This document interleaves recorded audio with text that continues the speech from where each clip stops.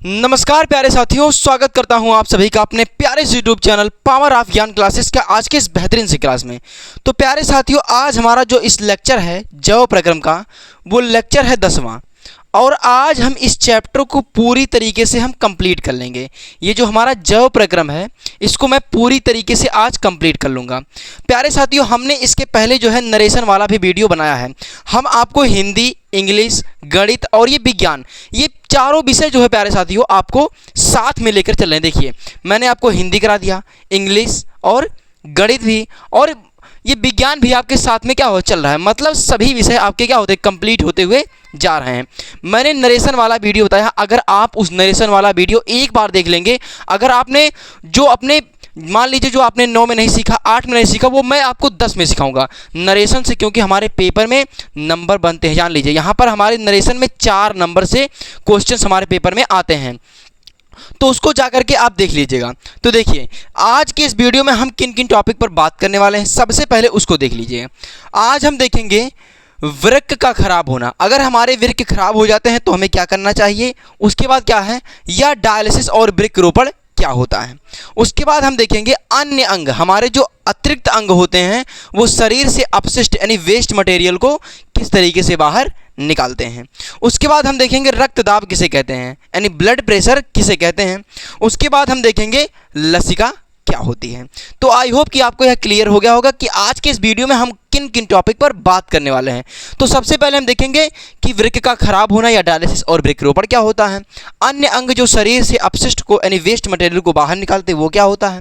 रक्तदाब यानी blood pressure किसे कहते हैं। उसके बाद हम देखेंगे लसिका। तो सबसे पहले हम देखते हैं कि वृक्क का खराब होना, डायलिसिस और वृक्क रोपण क्या होता है। तो देखिए, अब हम देखते हैं वृक्क का खराब होना, डायलिसिस और वृक्क रोपण के आखिरकार होता क्या है।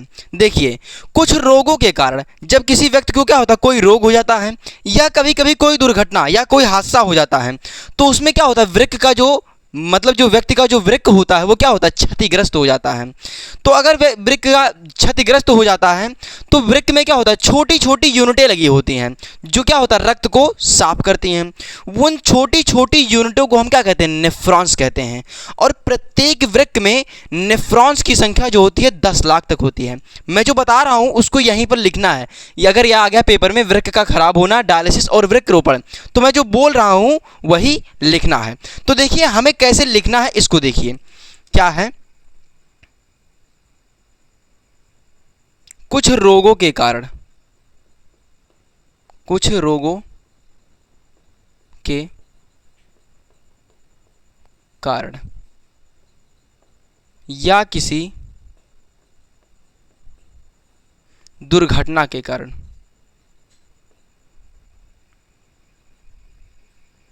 दुर्घटना के कारण व्यक्ति के वृक्क जो होते हैं वो क्षतिग्रस्त हो जाते हैं,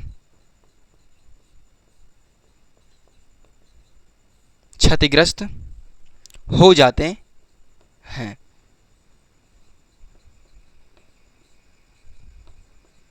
तो यहां पर मैंने बताया कि कुछ रोगों के कारण या किसी दुर्घटना के कारण व्यक्ति के जो वृक्क होते हैं वो क्षतिग्रस्त हो जाते हैं।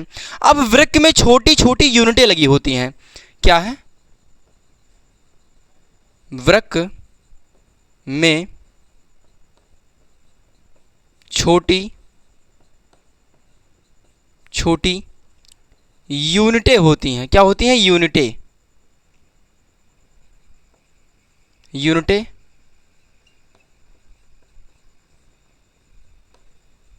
होती हैं जिन्हें हम क्या कहते हैं, जिन्हें नेफ्रॉन कहते हैं, जिन्हें नेफ्रॉन कहते हैं। मतलब जो वृक्क में जो छोटी छोटी यूनिटें लगी होती हैं, मतलब जो रक्त को साफ करती हैं, उन्हें क्या कहा जाता है, उन्हें नेफ्रॉन्स कहा जाता है। अब वृक्क में नेफ्रॉन की संख्या, वृक्क में नेफ्रॉन की संख्या, नेफ्रॉन की संख्या 10 लाख से भी क्या होती है, अधिक होती है। 10 लाख से भी अधिक होती है, अधिक होती है। हमारे वृक्क में जो नेफ्रॉन की संख्या होती है वो 10 लाख से भी क्या होती है, अधिक होती है। व्यक्ति के एक वृक्क खराब हो जाने पर व्यक्ति जीवित रह सकता है। क्या है? एक व्यक्ति के एक वृक्क खराब हो जाने पर, एक वृक्क खराब हो जाने पर व्यक्ति जीवित रह सकता है। क्या है? व्यक्ति जीवित रह सकता है। व्यक्ति जीवित रह सकता है, हालांकि दोनों वृक्क खराब हो जाने पर व्यक्ति जो है जीवित नहीं रह सकता है।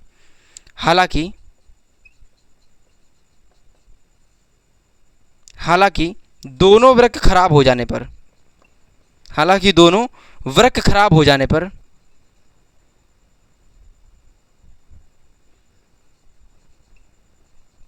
वृक्क खराब हो जाने पर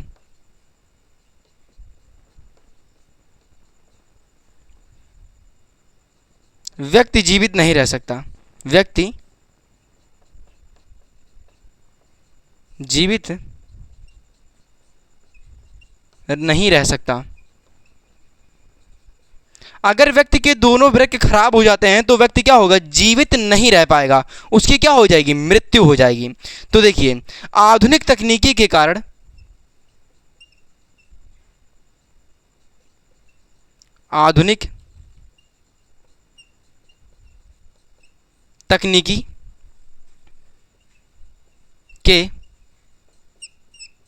कारण डायलिसिस और वृक्करोपण जैसी तकनीकी जो होती हैं, इस प्रकार के रोगी व्यक्ति क्या होती हैं, उनकी जीवन की रक्षा करती हैं। तो देखिए यहाँ पर मैंने क्या बताया, आधुनिक तकनीकी के कारण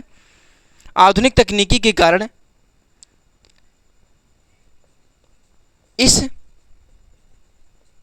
प्रकार के व्यक्तियों के जीवन को क्या करती हैं, जीवन को बचाती हैं। देखिए, मैंने ये एक कहानी नुमा आपको बताया है, ये आप अगर एक दो बार पढ़ लेंगे तो आपको बहुत आसानी से याद हो जाएगा। तो देखिए, मैंने क्या बताया, वृक्क का खराब होना, डायलिसिस और वृक्करोपण क्या होता है। कुछ रोग के कारण या किसी दुर्घटना के कारण व्यक्ति का वृक्क जो होता है क्या होता है, क्षतिग्रस्त हो जाता है। क्या होता है, क्षतिग्रस्त हो जाता है, मतलब खराब हो जाता है। वृक्क में क्या होता है, लाखों छोटी यूनिटें लगी होती हैं, मतलब वृक्क में छोटे छोटे यूनिटें लगी होती हैं, जिन्हें हम क्या कहते हैं, नेफ्रॉन्स कहते हैं। अब वृक्क में क्या होता है, नेफ्रॉन की संख्या 10 लाख से भी क्या होती, अधिक होती है। हमारे वृक्क में नेफ्रॉन की संख्या क्या होती है, 10 लाख से भी अधिक होती है। उसके बाद एक व्यक्ति जो होता है एक वृक्क के सहारे जीवित रह सकता है, हालांकि अगर वृक्क दोनों खराब हो जाते हैं तो व्यक्ति जीवित नहीं रह पाएगा। आधुनिक तकनीकी के कारण आज नई नई तकनीकी जैसे डायलिसिस और वृक्करोपण आ गए हैं। यहाँ पर क्या कहा, आधुनिक तकनीकी के कारण जैसे डायलिसिस और वृक्करोपण जो हैं, यही क्या है, आधुनिक तकनीकी हैं। डायलिसिस और वृक्करोपण यही हमारे क्या हैं, आज की नई तकनीकी हैं, और इस प्रकार से क्या होता है, ये व्यक्तियों के जीवन को क्या करती हैं, बचा लेती हैं। तो आई होप कि आपको यह वृक्क का खराब होना, डायलिसिस और वृक्करोपण क्या होता है आपको समझ में आ गया होगा। अब हम बात करते हैं अन्य अंग, हमारे शरीर के ऐसे कौन से अंग हैं, मतलब वृक्क को छोड़ करके हमारे ऐसे कौन से अंग हैं जो अपशिष्ट पदार्थों को बाहर निकालते हैं, मतलब उत्सर्जन करते हैं। तो हमने देख लिया, आई होप कि ये समझ में आ गया होगा। अब हम देखते हैं अगला। तो देखिए, अब हम बात करते हैं अन्य अंग, हमारे ऐसे कौन से अंग हैं जो अपशिष्ट को क्या करते हैं, बाहर निकालते हैं। मतलब देखिए, वृक्क के अतिरिक्त अन्य अंग जैसे क्या होते हैं, फेफड़े, हमने क्या लिया, सांस लिया, ऑक्सीजन को अंदर लिया और कार्बन डाइऑक्साइड को क्या किया, बाहर निकाला।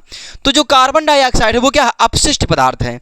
मतलब वृक्क के अतिरिक्त हमें बताना ऐसे कौन से अंग हैं जो अपशिष्ट को, यानी वेस्ट मटेरियल को बाहर निकालते हैं। तो देखिए, वृक्क के अतिरिक्त अन्य अंग जैसे फेफड़े, त्वचा। त्वचा क्या निकालता है? पसीना। मतलब यह लवण को हमारे शरीर से क्या होता है? बाहर निकालता है। ये कब निकलता है? जब हमें पसीना आता है। उसके बाद यकृत। यकृत भी क्या होता है? अपशिष्ट पदार्थ को बाहर निकालता है। तो देखिए हम लिख करके बताते हैं। वृक्क के अतिरिक्त अन्य अंग। वृक्क के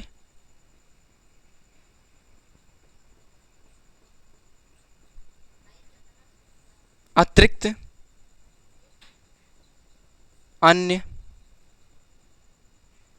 वृक्क के अतिरिक्त अन्य अंग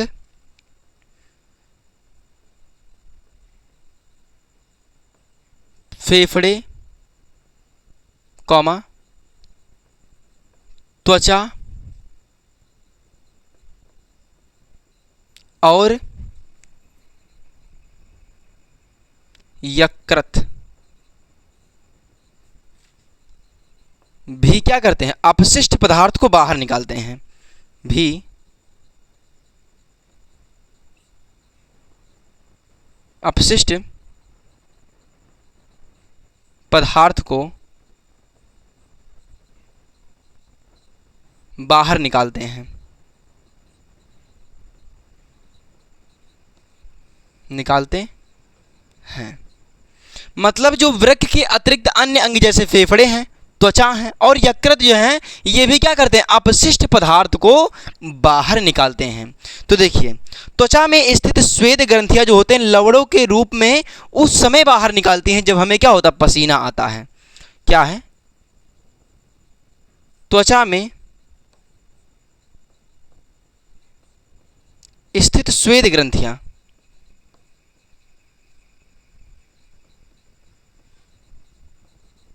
त्वचा में स्थित स्वेद ग्रंथियां लवणों के रूप में लवणों के रूप में उस समय बाहर निकालती हैं, उस समय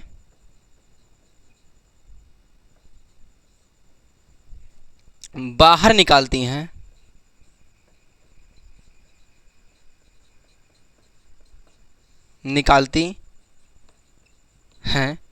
जब हमें क्या आता है? पसीना आता है। जब हमें पसीना आता है। उसके बाद फेफड़े जो होते कार्बन डाइऑक्साइड के रूप में क्या करते हैं? बाहर निकालते हैं। फेफड़े क्या करते हैं?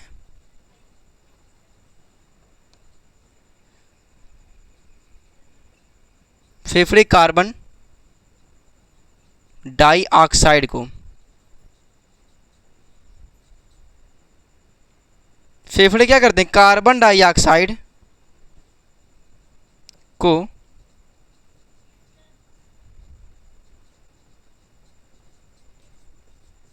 निकालते हैं। तो देखिए अन्य अंग जो अपशिष्ट को बाहर निकालते हैं उसमें क्या हमें लिखना अगर हमारे पेपर में आ गया। मैं जो बता रहा हूं ये क्वेश्चन बहुत ही ज़्यादा इंपॉर्टेंट है, समझिएगा। देखिए क्या है? वृक्क के अतिरिक्त अन्य अंग, यानी हमारे वृक्क के अतिरिक्त अन्य अंग जो है जैसे फेफड़ा, त्वचा और यकृत भी क्या करते हैं? अपशिष्ट पदार्थों को यानी वेस्ट मटेरियल को हमारे शरीर से बाहर निकालते हैं। त्वचा में स्थित जो श्वेत ग्रंथियां होती हैं, क्या होती है? श्वेत ग्रंथियां वो क्या करती हैं? लवणों के रूप में उस समय बाहर निकलती हैं जब हमें पसीना आता है। और फेफड़े कार्बन डाइऑक्साइड को हमारे शरीर से क्या करते हैं? बाहर निकालते हैं। तो हमने देख लिया अन्य अंग जो अपशिष्ट को क्या करते हैं? बाहर निकालते हैं। अब हम बात करते हैं कि ब्लड प्रेशर क्या होता है, मतलब रक्तदाब किसे कहते हैं। तो देखिए हमने ये देख लिया, अब हम देखते हैं रक्तदाब क्या होता है।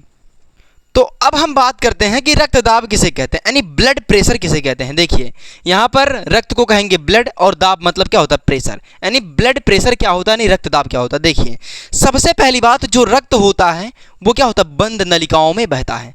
रक्त क्या होता है? बंद नलिकाओं में बहता है हमारे शरीर में। तो देखिए जब हृदय द्वारा रक्त को पंप किया जाता है यानी प्रेशर से भेजा जाता है तो रक्त क्या होता है? उन नलिकाओं की दीवारों पर क्या होता है? दबाव डालता है। इसी को हम क्या कहते हैं? इसी को हम रक्तदाब कहते हैं, यानी ब्लड प्रेशर कहते हैं। तो देखिए रक्त जो होता है बंद नलिकाओं में बहता है। रक्त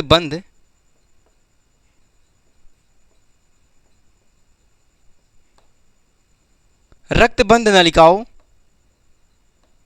में बहता है। जब इसे हृदय द्वारा पंप किया जाता है, जब इसे हृदय द्वारा पंप किया जाता है, पंप किया जाता है, मतलब रक्त जो होता है वो बंद नलिकाओं में बहता है। जब इसे हृदय द्वारा पंप किया जाता है तो यह नलिकाओं की दीवारों पर दबाव डालता है, तब यह नलिकाओं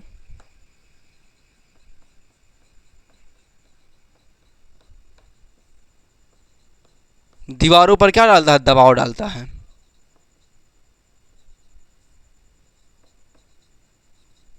दबाव डालता है और यही क्या कहलाता है?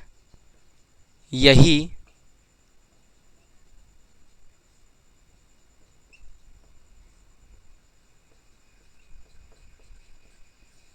रक्तदाब कहलाता है। तो आई होप कि आपको रक्तदाब भी समझ में आ गया होगा। बस यहाँ पर स्टेटमेंट है, यही पढ़ लीजिए, आपको 1 मिनट में याद हो जाएगा। मैं इसी वक्त याद करा देता हूँ। देखिए, रक्त जो होता है, सबसे पहली बात आप ये बात जानते हैं कि रक्त क्या होता है? बंद नलिकाओं में बहता है। यहाँ पर देखिए वही लिखा है। अब जब रक्त हृदय द्वारा पंप किया जाता है, मैंने आपको हृदय भी बताया है, मनुष्य का हृदय। देखिए, जब इसे हृदय द्वारा पंप किया जाता है, मतलब जो रक्त होता है वो क्या होता है? हृदय में पंप किया जाता है। तो रक्त बहुत प्रेशर के साथ जाता है। अगर बहुत प्रेशर के साथ जाता है, इसका मतलब यह नलिकाओं की दीवारों पर क्या होगा? दबाव डालेगा। वही दबाव रक्तदाब कहलाएगा। तो आई होप कि आपको रक्तदाब भी समझ में आ गया होगा। अब हम बात करते हैं कि लसिका आखिरकार होती क्या है, क्योंकि हमारे पेपर में बहुत बार लसिका आया है। तो हम देख लेते हैं कि लसिका क्या होता है। तो देखिए, लसिका क्या होता है? लसिका सबसे पहली बात जो होता है, छना हुआ रक्त होता है। लसिका क्या होता है? छना हुआ रक्त होता है। यह क्या होता है? रंगहीन तरल ऊतक होता है। लसिका में आरबीसी की मात्रा क्या होती है? अनुपस्थित होती है, लेकिन डब्ल्यूबीसी की मात्रा क्या होती है? अधिक होती है। उसके बाद इनमें क्या होता है? प्रोटीन जो होता है बहुत क्या होता है? कम मात्रा में पाई जाती है। तो देखिए, यहां पर एक एक करके मैं आपको लिख के बताता हूं। लसिका जो होता है वो छना हुआ रक्त होता है। लसिका छना हुआ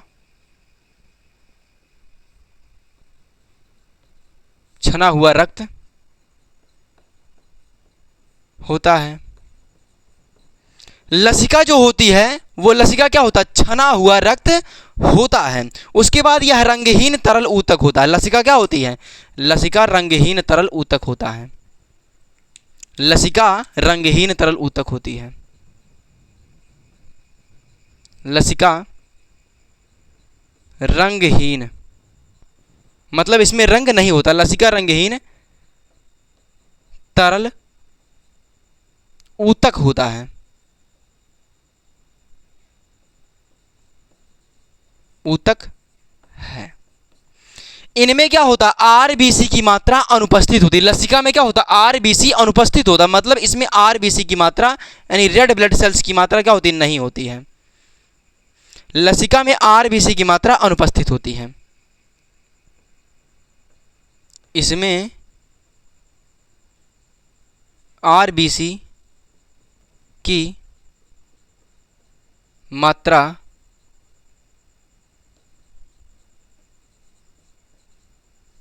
अनुपस्थित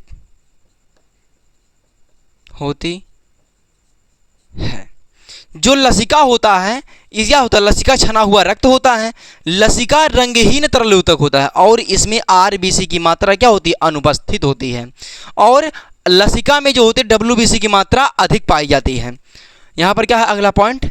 अगला पॉइंट है लसिका में आरबीसी मतलब डब्ल्यूबीसी की मात्रा,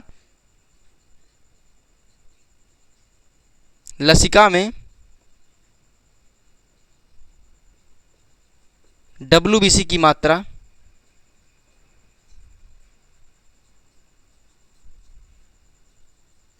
अधिक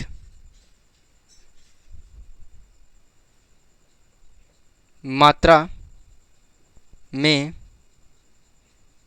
पाई जाती है। इनमें प्रोटीन जो होता है बहुत कम मात्रा में पाया जाता है। लसिका में क्या होता है, प्रोटीन बहुत कम मात्रा में पाया जाता है। तो लास्ट पॉइंट क्या है, लसिका में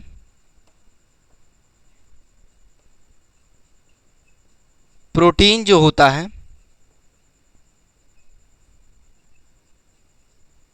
बहुत कम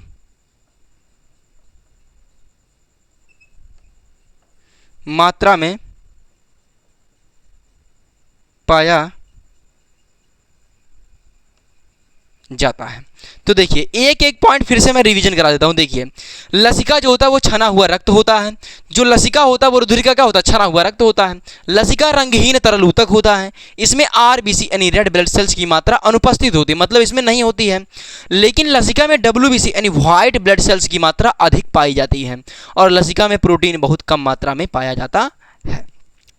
तो प्यारे साथियों आपको यह लसिका समझ में आ गई होगी। उम्मीद करता हूं कि आज की क्लास आपको बहुत अच्छी समझ में आई होगी। देखिए हमने पहले समझा कि डायलिसिस और वृक्क रोपण क्या होता है।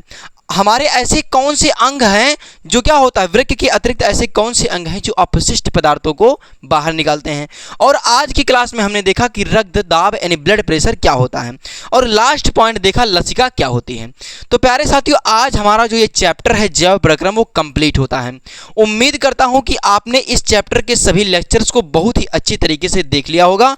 और देखिए मैं जितना पढ़ाते हुए चल रहा हूँ आप उसको रिवीजन भी करते चलिए, क्योंकि आप अगर रिवीजन नहीं करेंगे तो पेपर एक एक दिन आपके पेपर में से क्या होता है, कम होता जा रहा है दिन। बस जितना दिन आप बेफालतू में गवा दे रहे हैं उतने दिन आपके पेपर में कम होते जा रहे हैं। आपका पेपर नज़दीक आता जा रहा है। अगर आप चीज़ों को तैयार नहीं करेंगे तो आप पेपर में फेल हो जाएंगे और बहुत अच्छे नंबर नहीं पाएंगे। तो देखिए हमने आज यह क्लास पढ़ाया आपको। अब इसके बाद हम चलेंगे कहाँ पर, इसके बाद हम चलेंगे केमिस्ट्री की तरफ से, और जो कि केमिस्ट्री का दूसरा चैप्टर, हमने पहला चैप्टर करा दिया है, उसके बाद हम दूसरा चैप्टर पढ़ेंगे अम्ल क्षार एवं लवण क्या होता है। तो प्यारे साथियों आज की क्लास को यहीं तक रखते हैं। अगर आपको वीडियो अच्छी लगी हो तो लाइक सब्सक्राइब कमेंट जरूर कीजिएगा। Thank you.